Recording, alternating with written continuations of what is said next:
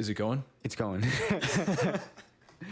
Actually, it is this time. Oh, cool. So you added the snare. Yes, and Ian is not here to appreciate that, nor may he ever even listen to this because there's a high likelihood that he will be detained and sent to the gulag after his actions today.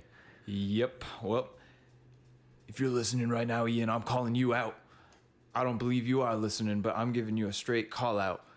You, me, the pain cage, a date with destiny. We're doing bicep curls.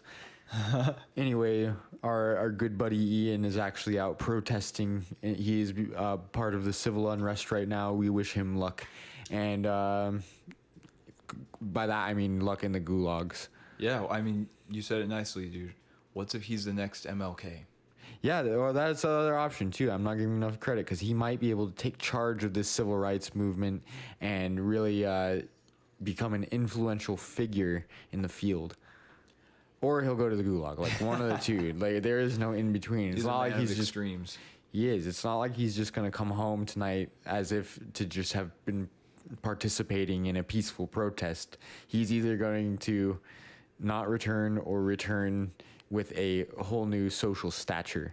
I think he's got a shift at the Chick-fil-A though, so That's true. They're gonna need him. He's one of the hardest workers there, I swear. Yep. He's got some really important work to do, and I think he'll get to it one way or another.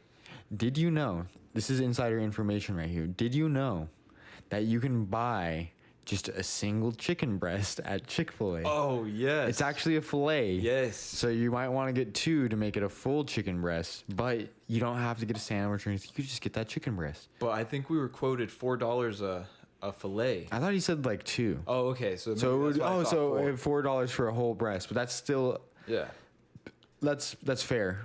Yeah, I'd say, especially if they cook it and they know what they're doing over there with chicken, dude. Haven't you seen that commercial where that guy's like, I cook chicken at my house too, but I cannot get the seasoning like they do. Salt and pepper and garlic powder, buddy. That's all you need. Dude, honestly, I don't know how they get those grill marks on the nuggets though. All right, anyone who's actually getting those nuggets, what is your stomach the size of an acorn? How does that seem like it's worth the money? Because I'm sure they give you, a set ounceage of chicken, but wow, every time I've gotten those nuggets, so disappointingly small of a portion. Yeah, it's the one time with American fast food you go, damn, is that it? Yeah, there is no supersizing when it comes to Chick-fil-A nuggets. No. And we're not just saying that premium price. You really do. And that being said, let's head over there right now. All right, let's do it. All right, thank you for joining us. We're going to Chick-fil-A. Have a good night. So we originally wanted to start this episode with an air raid siren. Air raid siren, if you're out there, please speak up.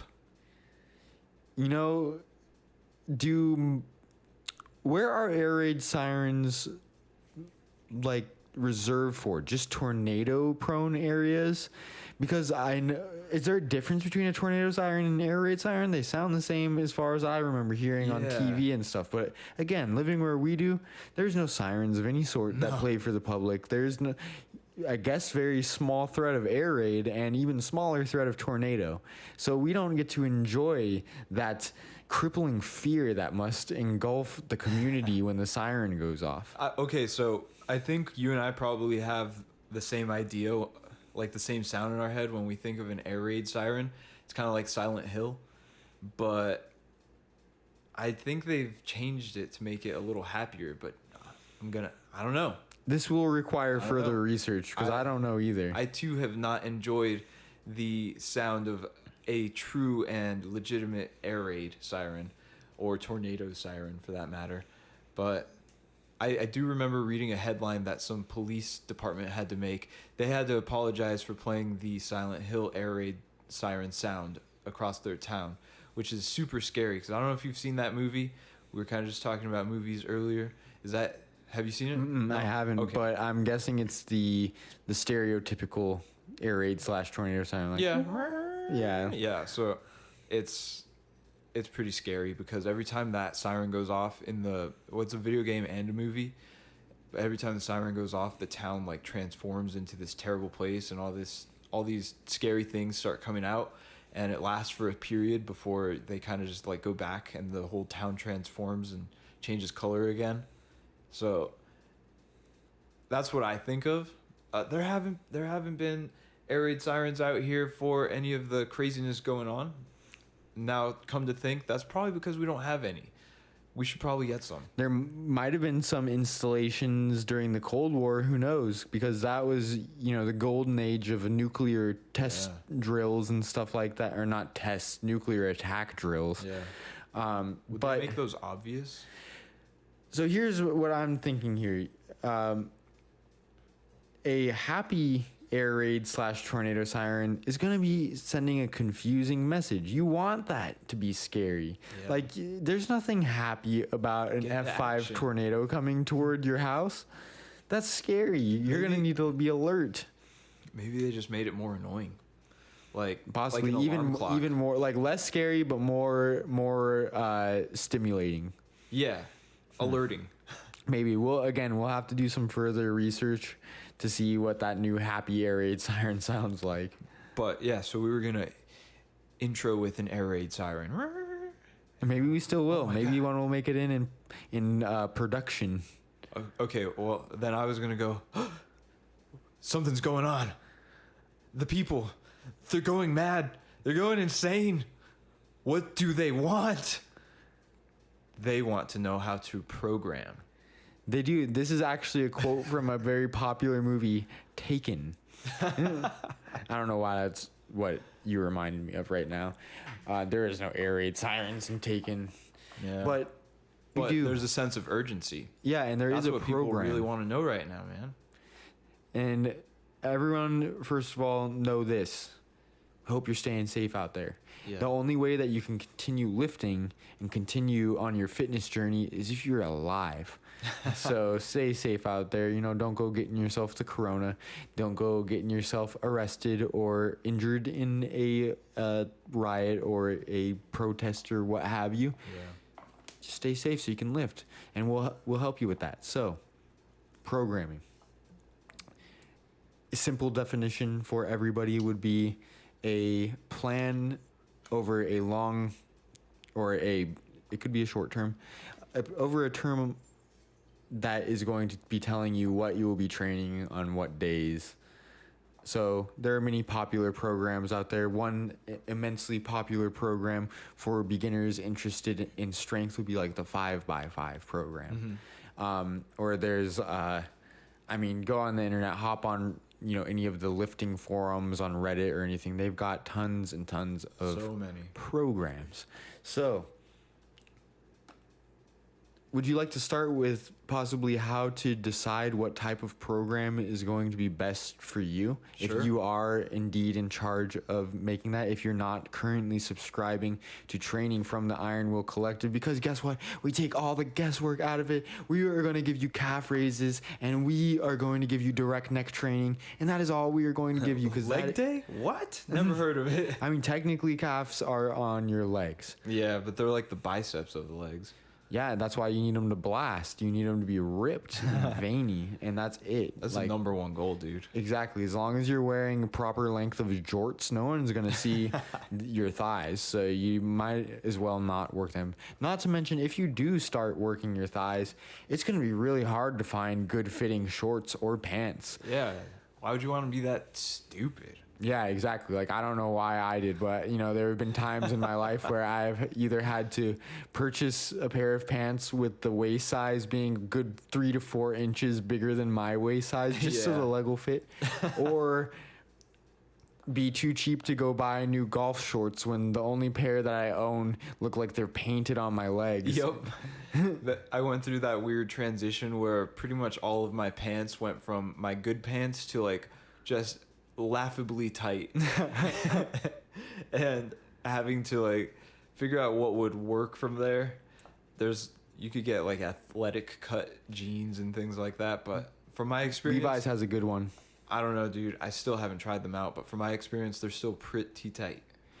I want to say it's like 541 or something Yeah. from the Levi's. is a good fit for some larger legs. We have fashion here. We do. But guess what my fashion is? 99% of the time, I wear basketball shorts because they always fit. They're always comfy. And guess what? If you're in the gym for most of your day, it'd be weird if you were wearing jeans. Yeah. The jeans are now considered like my fancy clothes. Mine too, and they never get worn. Like, hardly ever. Wow. If I'm going out, like, I'm going to pick my shants before my jeans. For sure. Even though they are very, very tight. Yeah. So I've run into this problem where most of my pants now, well, actually, all of my pants, save for 2 pairs, one of those being jeans, the other being khakis that are also laughably tight, and, frankly, my same skin tone. They look hilarious. That's why I like them. They're also a good alternative when going out to the rest of my pants, which are freaking workout pants, mostly for work, like actual work itself, where I had to wear a uniform. They're shiny, they're tight, and I feel like a Power Ranger when I wear them. But hey, such is life when you get into this field. So just sharing my struggles. Maybe anybody can relate out there. It's kind of fun. You know, I gotta say that it's not so much a struggle. It's more just like, wow, I'm so happy that I don't have to wear like uncomfortable clothes. Yeah. Like if you were a lawyer or something, you gotta wear like a big suit every day. Like, come on, man, that would Slacks. be so uncomfortable, be so sweaty. But I want to leave this pants conversation with one point, and that is khaki lives matter. Khaki lives do matter. Yeah, people care about you. I feel very well taken care of, you know, Yep. thanks to the khaki life. So I gotta tip my hat to that. Thank you. So, programming. Now, where to start with it? What would be how would you pick your first program to subscribe to Man, as a beginner? there are going to be some variables that go into that. As with most things related to fitness, there's no one size fits all. And that's something that And I pants. really want to highlight here. Yes, look, it's all connected. Dang. Just like there are no pants that are one size fits all. That would be really crazy. Think about it. They have hats that are one size fits all. Like, what's the reality of that? I don't know. But I mean, a size 8 head is not going to fit into that hat. They got to have, like, you know, with flex fit hats. For you to wear. Stretchy. Yeah, they got the stretchy ones, but they got, like, a medium and a large. But anyway. that's the thing. You don't find that with programs. You can find some really hella good programs out there that would, and what makes them good programs is they serve your goal. They serve you and your goal, and they take your unique individual structure into account, as well as planning for different training phases that would overall build a well-rounded individual. It's not a program that is serving to further any imbalances. You can find some really good pre-made ones, but it still might not be tailored to you. So first and foremost, as always, taking your goals into consideration is going to be the most important thing. So as a beginner, let's say, just for example, if your goal is to gain muscle and lose fat, and it's a pretty common goal. I feel like it's the most common amongst people who are working out. And I feel like when you start, too, there's not really any problem with having a broad goal like that. Right. It's casting a wide net and essentially making it so that you can start working on making it a habit over the long term. It's not like I want to lose 50 pounds in a month, but you're only like, I don't know, 40 pounds overweight. You know, like that doesn't seem healthy or sustainable, and I would not recommend that unless you were preparing for, you know, some type of competition or event. In which case, if you're on that sort of timetable, I think you've waited too long. And also, Right. if you're just beginning and you're preparing for an event, guess what?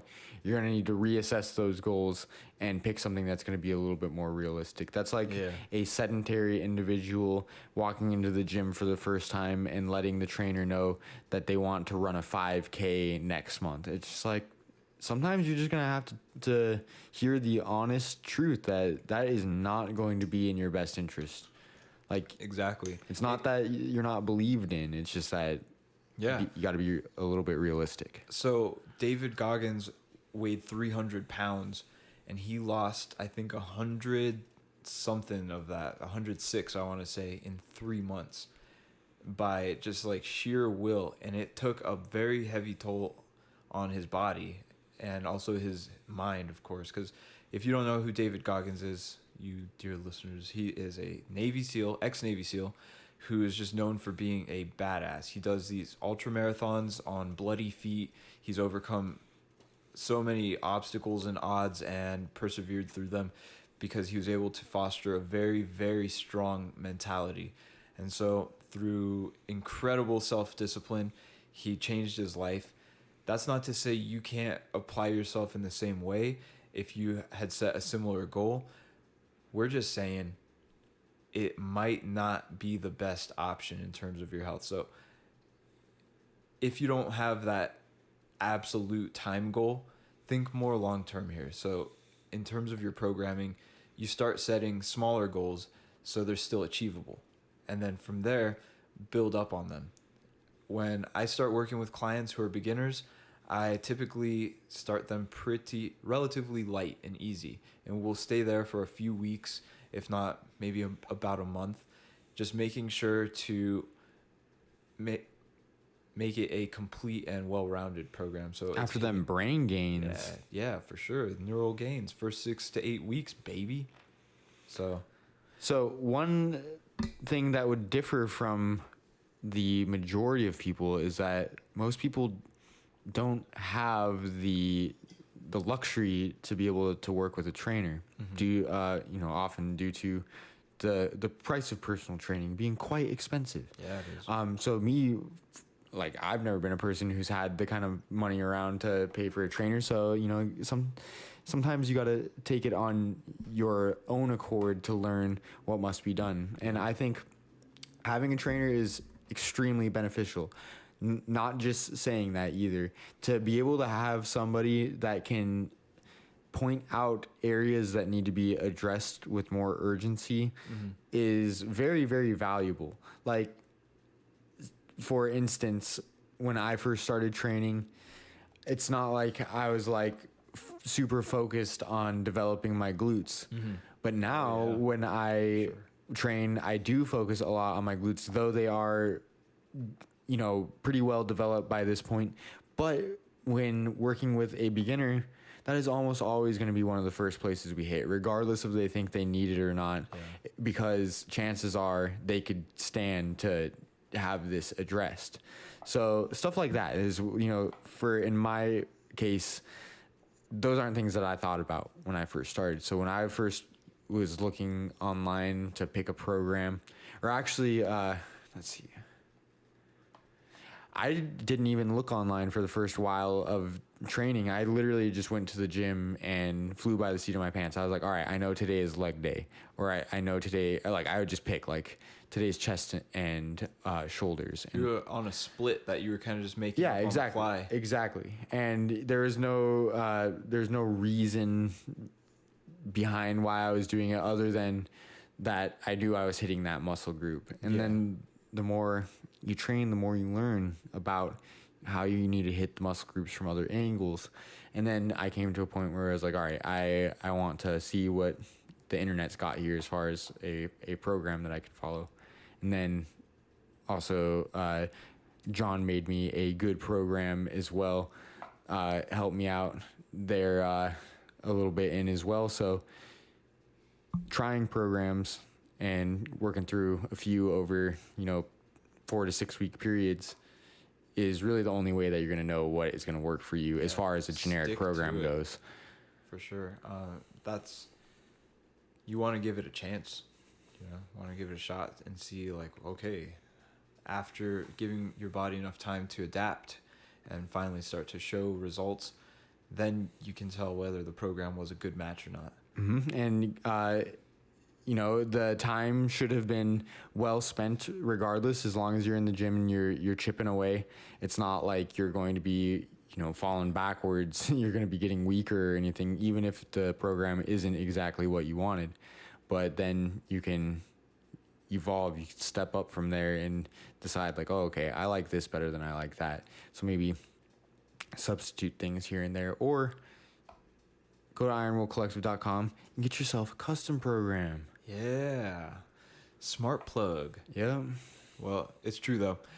We love doing this, and I mean, we do programs pretty often. We're always practicing, and you've compared it oftentimes to like making music almost, which is definitely something that I agree with, coming from a similar background in that we both play guitar and we've both learned and written songs. It feels creative in that way because there's so many different routes you could go and so many different things you could do. So trainers do have unique styles, and so we're more based in the machines over everything. we do not use free weights. Yeah, no, definitely not. That's scary. It's stupid. Honestly, like you're not gonna get ripped with a barbell. Machines and ballistic movements. Exactly, machines, ballistoids. You know how it goes. That power plate. You're pushing it. Yep, exactly. No, so we like the evidence-based stuff. It makes a lot of sense. But also knowing that, hey, just because there's no scientific study to back something up doesn't mean that it's necessarily not something that will work. So with that, you have to keep yourself open to trying new things. So continually just experimenting, because you don't know what may work for you and what won't. Eventually in time, you figure it out though. Like it makes sense that you started it out on a split instead of like just doing full body every day, because that almost seems counterintuitive. But in most cases, I'll get my beginning clients on a full body.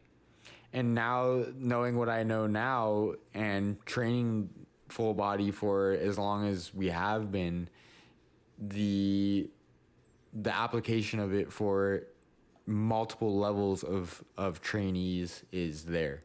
Yeah. You can make it work. And one of the best things about a full body program is that, for me at least, the redundancy of a leg day is like so freaking hard. Man. It's like doing multiple exercises for, like how I used to do my leg day, for instance. I would do 2 leg days per week. One of them would be a quad dominant leg day. The other one would be a posterior dominant leg day. Yeah. So I would choose to do, multiple quad exercises, fewer posterior exercises on quad day, and so forth. Yeah. And oh my God, leg day is the example because it is the most brutal. But oh my God, like you go and you do squats and then you go over and you hit the leg extension and it's just like, kill me now. Yeah, leg press, lunges, split squats. Yeah, I'm obviously not the gym sadist. No, but that's only because we've been there and we've tried it. And so I find it satisfactory, but only if certain other conditions are met. So for me, like I'll do a leg day, or I'll do a body part split similar to what you were doing if the gym is nearby and the timing's convenient. It doesn't always work for me, and what has worked for me is just like you, is full body, dude. It's worked for me now. That might change later, though. There are so many factors to consider. And again, it should change later, right, is the thing. So you should be trying multiple different things, and you shouldn't really stagnate on one. Yeah, there might come a point in your training career when you're like, all right, this does what I wanted to do, and I am making good progress and or maintaining what I have worked for and how I like to look and feel. Yeah. And you can, roll with that. But I, for one, can see pitfalls to really, any sort of long-term style of training, just based off what I'm experiencing right now, and that we have been going pretty dang hard here.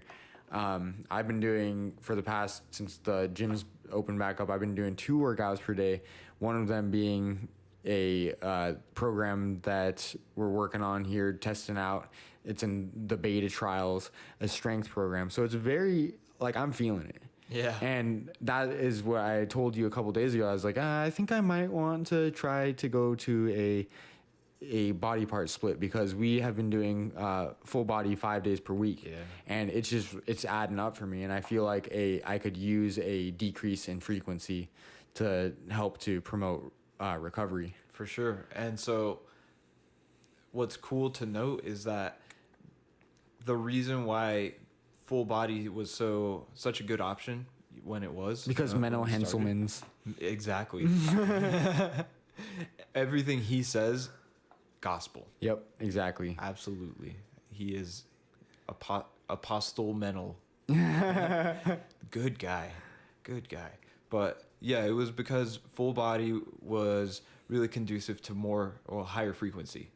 And that was something that we felt we could handle and we were actually looking forward to.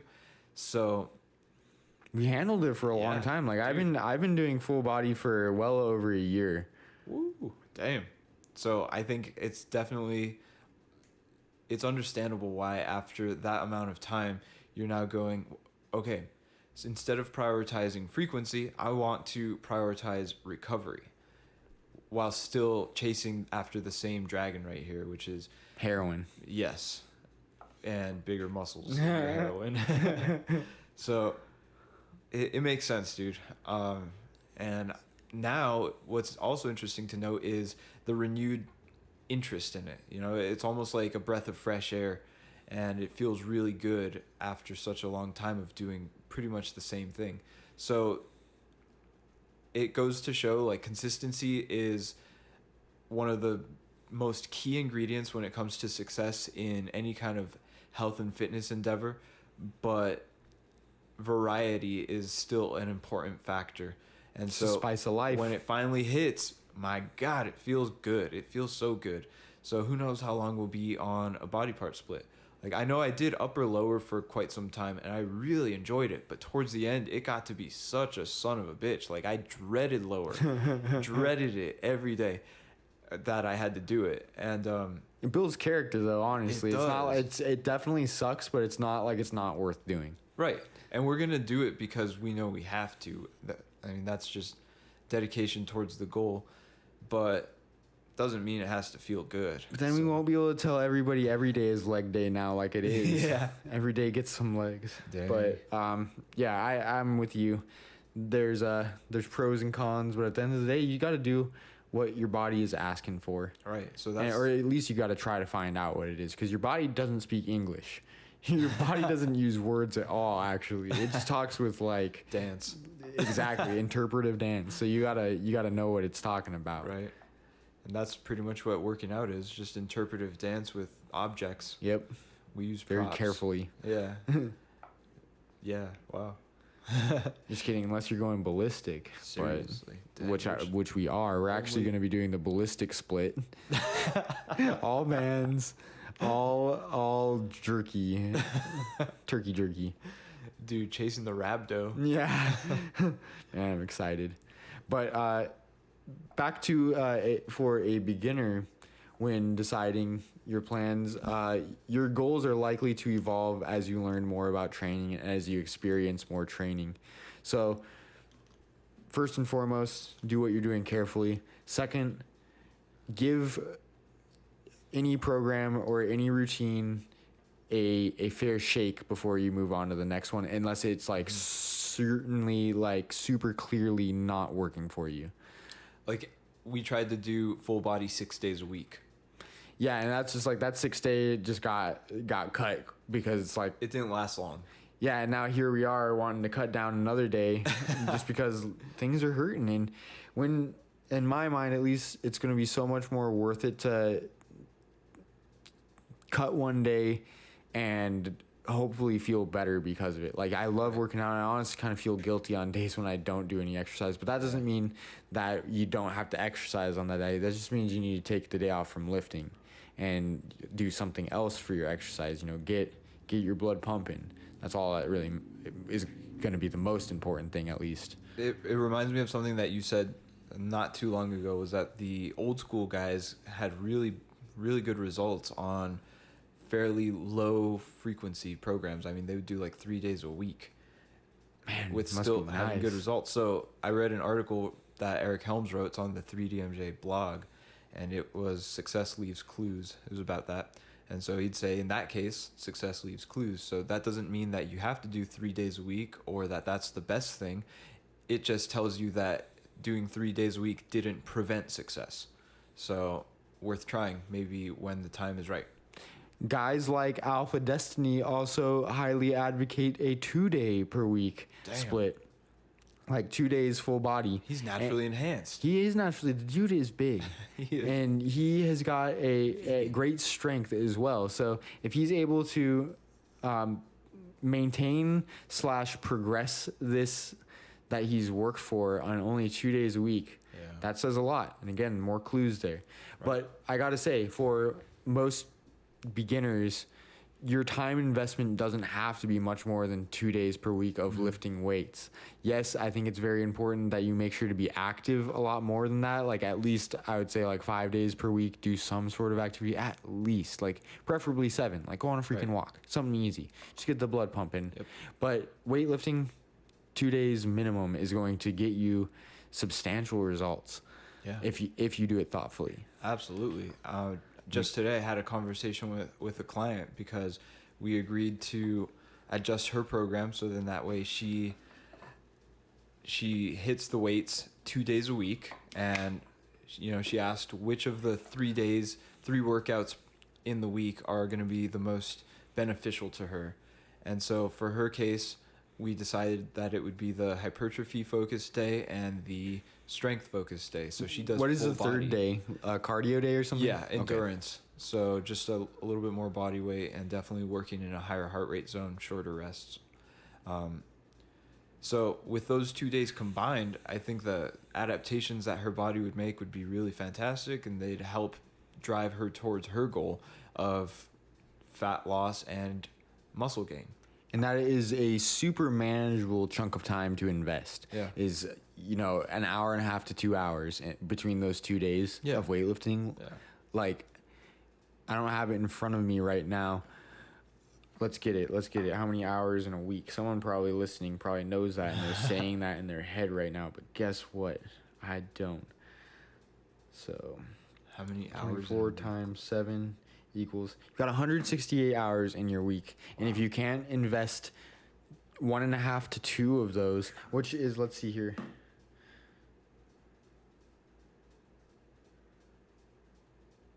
Let's do 1.5.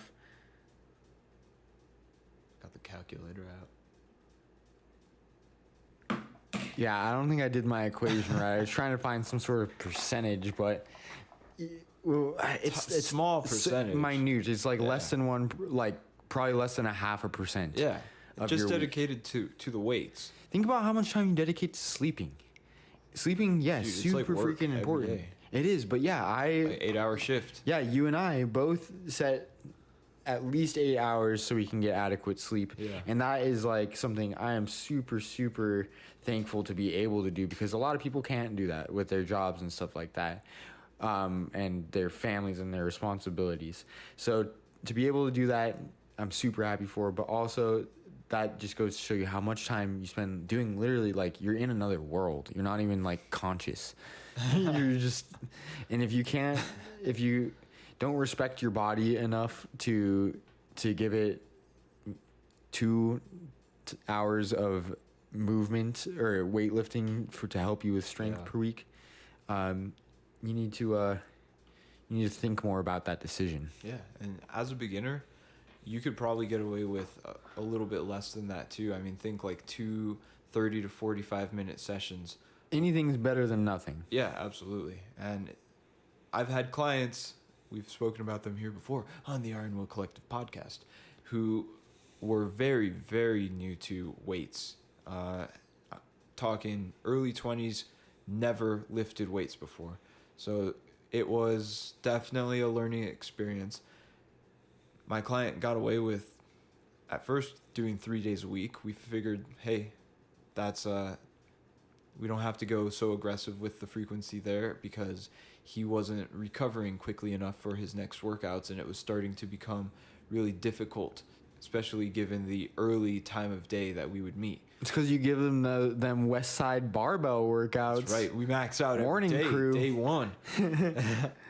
So no, Eastern Bloc. we dropped to 2 days a week, and that was, that was really good. But I let him know, hey, if this is still too much, because trying to incorporate a new habit into your life can it takes time and trial and error.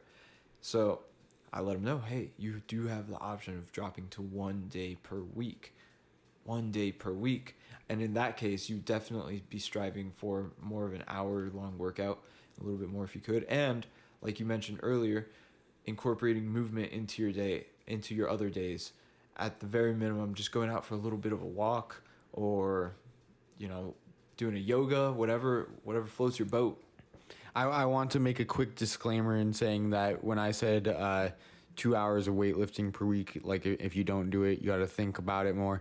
You don't have to lift weights. Like, I think it's far more important if you're just active like that than above all. Weightlifting is extremely beneficial, though.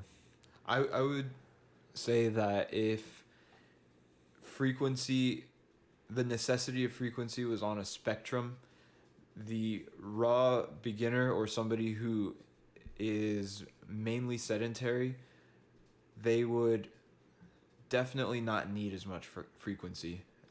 That's an easy one to see, because if you're breaking into it, you don't want to necessarily overwork yourself. That might, in fact, just be a point of diminishing returns. It's like drinking liquor. Your first night out drinking, you're probably going to cap it after 1 or 2 shots. Yeah. But you keep drinking for long enough, you're going to need a lot to get to where you want to go. Yeah, Same with weightlifting. The important thing is that you drink 1 or 2 shots every night until you can handle more. Yeah, until you can handle 1 or 2 shots every hour on the hour. Oh, yeehaw. Yeah. That would be crazy. That's me. Yeah, I know. I seen you. Turkey Creek. No. There's so many variables that go into it, and like, I agree with what you're saying. As long as you're moving, that's more important. And then just keeping your eye on the prize, because I never want to make it sound like it's going to be entirely easy, because I feel like that's disingenuous. It's not going to be always easy. There are going to be times where you don't want to do it. But, besides that, I would also like to emphasize the desire to always improve. So that way you make sure, you set goals that you're actually working towards. Yes, it's great to have a goal of doing just 30 minutes, half hour of activity every day. Well, from there, think about what's the next mountain you're going to climb. What kind of goal can you set that would be achievable? And so then you just start working towards it. You don't want to be stagnant. Consider this as well if you're coming from someone who, or if you are someone who is extremely sedentary and you are now contemplating beginning an exercise program to address your health, that building these habits are not just going to benefit you as far as your fitness goes. If you can establish a work ethic that will allow you to show up to the gym or do your home workout or whatever, even when you don't want to, that should be something that you are proud of in itself. Yeah. Because you're going to come out of, or you're very, very likely to come out of it feeling better than you did when you started. And B, I don't know if I said one or A. A, yeah. Okay, and B, you can translate that work ethic into other parts of your life in order to get better at what it is that you're trying. So say it's a musical instrument, and you are able to consistently get behind that piano or whatever and practice for a predetermined amount of time every day. Like, it doesn't have to be long or anything. Like, say 10 minutes. Like, sit down and practice for 10 minutes. Do that long enough, chip away at it, and you will get better. And it will simultaneously increase your ability to practice self-discipline. So, so much to be gained. Dude, that's the type of stuff that you wish you did, but you didn't, because you realize that you're sitting down and wasting time on a regular basis. If you think about how much time you waste on a regular basis, and this is an example that a dude on the internet, his name's Dr. Jordan Peterson. I think I've told you about him a bunch of times. I am heavily influenced by his philosophy. He's a psychotherapist rather, and he made an example of, he gave a different perspective on wasting time. So he said, let's say you're, at the beginning stages of your professional career, like think post university and moving into like your first real kind of career. So you are probably around our age. Think like early, mid, late 20s, early 30s, and you can do some equations really quickly to figure out like how much your time is worth. And so let's just say hypothetically your time's worth $50 an hour. And so how many hours do you waste each day? On average, they say it's like 4 to 6 hours. And so that's 4 to 6 hours of things that you do because they're comfortable or they serve as a distraction towards whatever real work you should be doing. Or work's probably not even the best word, but what you're passionate about. Yeah, right. It can be video games. Like if you're truly passionate about video games, then playing like a few hours of video games a day is actually going to be like not wasting your time somehow. But if you're, playing them to escape your reality or something, like a lot of people would, like that's how I would hop on that NCAA, play some football because there's no sports on. Yeah, it's kind of a waste of time. Yeah, I mean, let's say you're into video games and you just developed your own and now you're beta testing it. Like, oh shit, spend as many hours as you want on that, so long as you don't reach the point of diminishing returns. It's not taking away from other aspects of your life too. So if you think about like your hour is worth $50, how much money are you wasting each day or each week? I mean, it's not to say you're going to get paid for every hour of work that you do or every hour you spend working on something that you're passionate about, but it's just to say that we tend to like disregard how valuable our time actually is. So to connect it to like monetary value for a lot of people, I think it hits differently. It resonates better. It definitely does, because the way you put that is as if you were to be demerited every time you wasted an hour. And if it were to be in a monetary way, coming from me at least, who's like super, super cheap, I would be like, nah. I'd be like, no, I gotta save this. Like, I got to do something. It's a huge bill you're running up. Yeah, exactly. Every day. So just for a little bit of comfort, like comfort does not necessarily come from a couch or a TV show or ice cream. No, it's just safe. Yes, but you can have comfort while being productive as well. And I think that's something that is more of a mindset thing that you can train in yourself. Like it may not feel as good like physically, like on your taste buds or on your ass when you're sitting on the couch. It's a different kind of high. Exactly, it is. And it's not like a better or worse, just different. Yeah, it's like doing yard work or fixing your bike or, Yeah, like I was telling you about that. Car. Doing labor sometimes for, whatever reason around your house or whatever. Like I was telling John that I fixed my girlfriend's bike a couple days ago, and on top of doing a bunch of other work like cleaning out the shed and cleaning up the backyard. At the end of that day, all I can think to myself is, wow, I had an awesome day. And it was like all from doing work. I didn't watch any Netflix. I didn't, smoke any weed or anything like that. I was doing work. Yeah. And I felt great after I did it. And I'm not saying that happens every time after you do a hard day of work, but I think it's very important that work is for a good cause. So the difference being like back when I had my old job, I would work my hardest, of course, while at work, but I'd come home and I'd just be like, wow, today's been completely wasted at this freaking dump. Yep. So terrible. Big difference. Oh, horrible. But at least from my perspective, it's hard to get that feeling from any kind of physical activity or endeavor. Like I never do I rarely do an hour of yoga, but whenever I do, I don't come out of it saying, wow, I just wasted an hour. But I absolutely do say that after watching some shitty TV show or, I don't know, just sitting and scrolling the phone. Holy shit. It's so easy to waste an hour doing that. Yeah, you can get sucked in. Like, dude, you can sit on the toilet scrolling for, like, well over an hour easily. The only reason you get up because your legs are numb. Yeah. just even less comfortable. Just like, that's pretty bad. But now you're limping. Yeah, that happens to the best of them. That happens to me. I'm not saying I'm the best of them, but I'm just saying, like, even for someone who tries their hardest to abstain from that type of stuff, like, it still happens sometimes. Yeah, it's something that you continuously have to work on, but just remembering to set that goal and then keep striving towards it. So going backtrack a little, not being stagnant, because that's when you stop making progress in life, you're not growing, you're not really living. You're just going to be down the line putting yourself in a spot again more prone to some negative events or feelings, emotions, even health. So, and if anyone is feeling this way about the way that their life is going, remember that the possibilities of the world, to an extent, are at your fingertips. Like, you can go out and do pretty much whatever you want.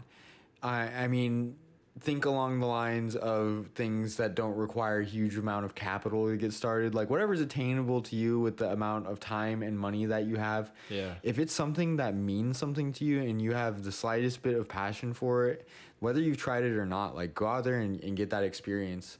And then sooner or later, doing enough stuff like that, you're going to find what it is that is going to give you a reason to wake up in the morning the next day.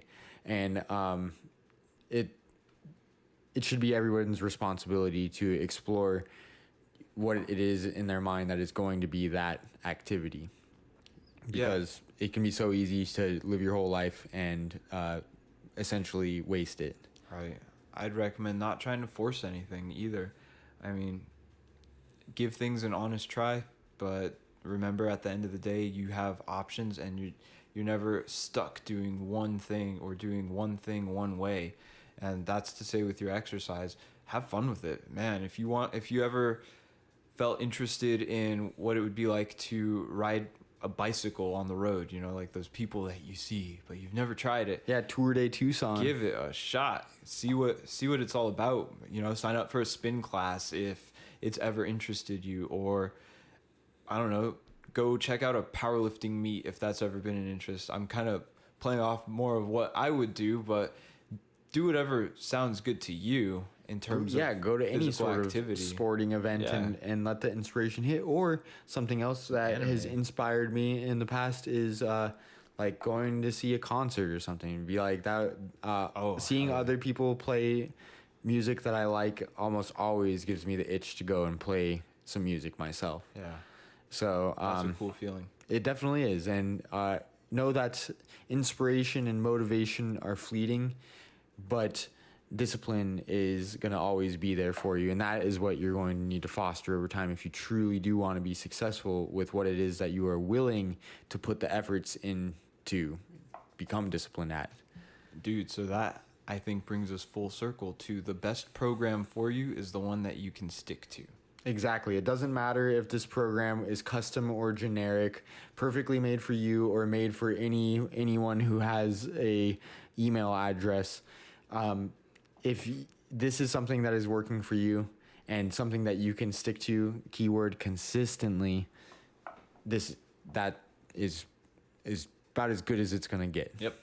And I really like the muscle and strength training pyramid, because I remember somewhere early in the book he says that what's optimal might not always be what you can do. So it might not be sustainable for you. Well, in the book, the foundation of the pyramid is adherence. Mm-hmm. Nothing else matters if you're not getting in there on a chronic basis and doing it. Yeah. Because that's the thing. If you want to make any adaptations physically, it's not like something that you can do every other week and then really gain anything from. You're gonna have to put forth a fair amount of effort, and again, for a beginner, on the grand scheme of it, very small amount of time when you think about everything else. Yeah. But it's totally worth it, because the benefits of having a body that functions properly, that looks the way you want it to, that you feel good waking up in the morning, ready to tackle whatever it is that you got going, you can't really put a price on that. No. Tackle your girlfriend. Yeah, I mean, careful though, because horseplay, someone always gets injured. It's usually me. Yeah, I have them glass bones. Yeah, I can't roughhouse. It gets bad. Paper skin, glass bones. Yeah. Yeah, it's the life. Yep. That's why I only watch when people play. But hey, Yeah, but you're like that bubble boy. that's why I pretend to lift weights, but they're all fake. Yep, we got those the Brad Castleberry foamies in here. But they look so real. No, man, the modesty show is over. This is the last 10 minutes here. This is where you talk about how truly strong you are.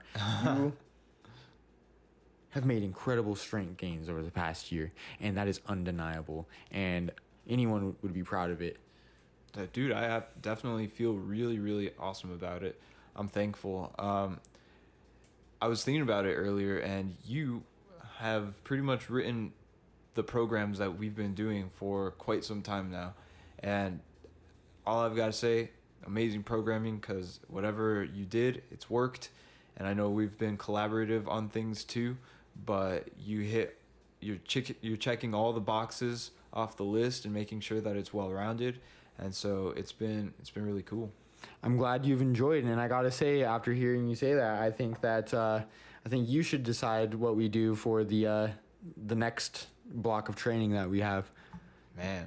Because if you do indeed want to move on to a different split with a little bit less frequency, I don't got anything planned for that. So I would love to do whatever you think of, so we can give that a beta test. Yeah, that could be pretty fun. For the record, right now, we are close to having this program ready, and it'll be for sale. And then again, we'll have programs coming out between the two of us as often as we can. But the thing is, when creating a program that is going to be for sale, I for one want to have that to be at least tested by me, and it's awesome that you're able to work out with me to test it as well. Yeah. Because I don't want to put out a hunk of shit. I want this to be something that is doable and that will attain results. And so far, this one's looking like it's going to be a winner. Yeah.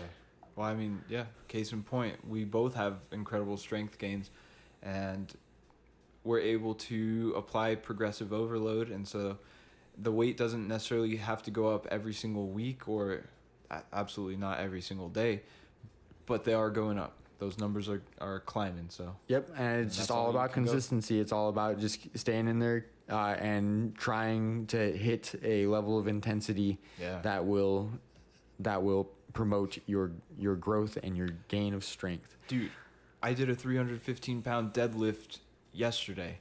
It was clean. For sets, not for reps. It was 3 sets of 1. But it got me thinking. That was the same spot that I was training in, where I threw my back out doing 225. Yeah, it wasn't even the 315. It was substantially lighter when you hurt your back. So the whole 90 pounds lighter. And I threw my back out. So that was prior to us doing this program and applying. And deadlift hasn't even been a focus. No. But something's worked in a way that I've gotten much stronger with it. I remember at one point when we were both at the same gym together, we were trying to deadlift, and I think you had like 285 or something, which I thought was just crazy heavy. That's when I remember it getting really heavy, because we were doing 5x5 then, and it was like getting really hard. Like after like 280, like everything was like difficult, and then we made it to like 300 and then died. I couldn't actually move the bar at that point. I definitely stripped weight off to do my sets. I remember giving it a shot, and the bar felt like it was immovable. So it come a long way since then. Both of us have. Oh yeah, it's been fun. So that's probably been about a year. Wow, since crazy what happened since the deadlift days over at the gymnasium. Yeah, the No BS gym. Yeah, now big time elitists. Now we do our training in the comfort and privacy of home. We're not getting no COVID, not getting laughed at, not having to see all the old man wieners in the locker room. Not that that's a bad thing. But really, it's been a pleasure to be able to work out with you over the past few months that we've been able to do it consistently. Yeah. And I look forward to the future of doing the same. Hopefully, it's going to suck when you move away from being so close, but hopefully you'll be able to get your gym going too. So maybe like I could come over some days and you can come over some days. Yeah, that'd However be we super can cool. make it happen. So that's a super good goal to have.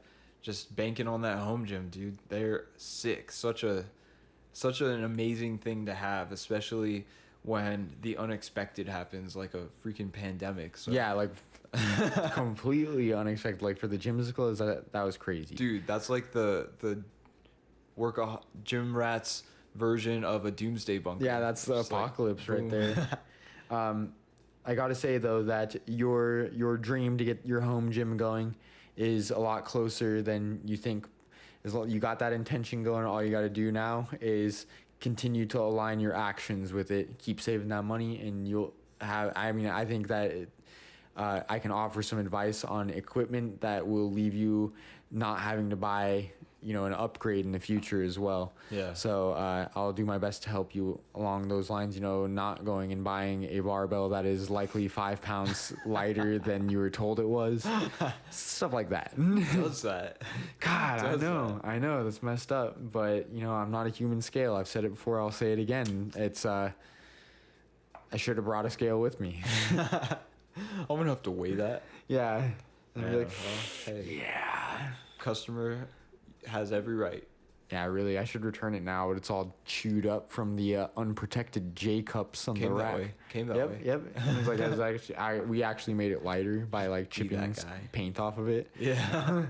But anyway, to conclude here on the programming episode, just a reminder that we do have the free foundations program available on our website. That is, I know we talked about what is the best program to pick for a beginner. This is a generic program, of course. It's not one size fits all. It's not perfectly made for any one person, but it does address many very common weak points in people when you are a beginner to resistance training. Right. So it's, in our opinion, one of the best ways that you could begin your journey into weight training, because you are laying down a foundation that will sustain itself as you move forward. So leaving you less prone to injury and more prone to kicking ass. Exactly. And this routine can be done 2 to 4 times per week, or even more than that, or less than that. If you would them 1 day a week, people, you can still run it that way.